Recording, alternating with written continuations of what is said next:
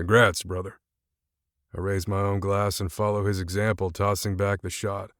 The burn of the alcohol going down stings my eyes, and I suck in a sharp breath through my teeth.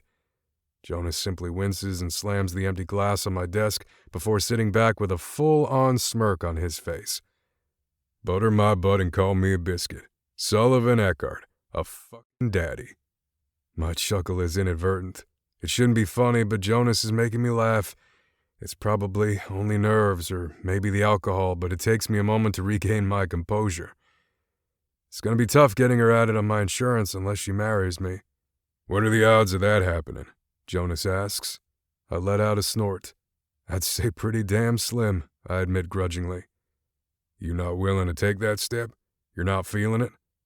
I'm feeling it, and I want to do the right thing, but I'm not so sure about her. Word of advice, don't mention doing the right thing when you bring up marriage with her.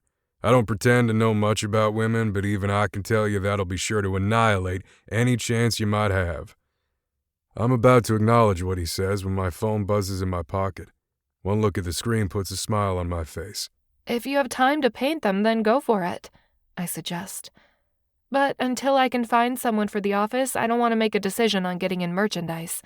We can always use the shelving for storage in the garage, though. Ira grunts and ducks back into the bathroom. A man of few words, but he works hard. It only took him a couple of days to give this place a fresh look. I peek into the garage to see if the new sign has been delivered. It's supposed to be dropped off today, but it doesn't look like it has yet. Ira had a tip and directed me to a signage place in town. Luckily, the old lighted marquee box was still working, and all we needed was a panel with a new name.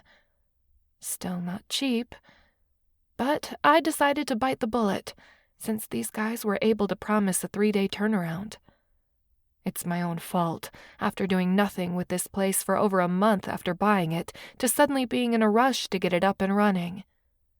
You pay for speed, and I want this place open after the weekend. I plan to be here, but I have to fly under the radar since I'm not supposed to be working. Last thing I need is for someone to get wind of the fact I don't have a work visa and get it in their head to report me. That's why it's so important I find someone to do things like answer the phone and deal with the paperwork, at least part of the time. I head back out to my truck to grab the bags of supplies and the old coffee maker Lucy gave me for the waiting room. Reaching into the rear of the cab, I hear the crunch of tires on gravel and look up to see an SUV pull in on the other side of the truck. I back out with my arms full and bump the door shut with my hip. Macy told me I could probably find you here,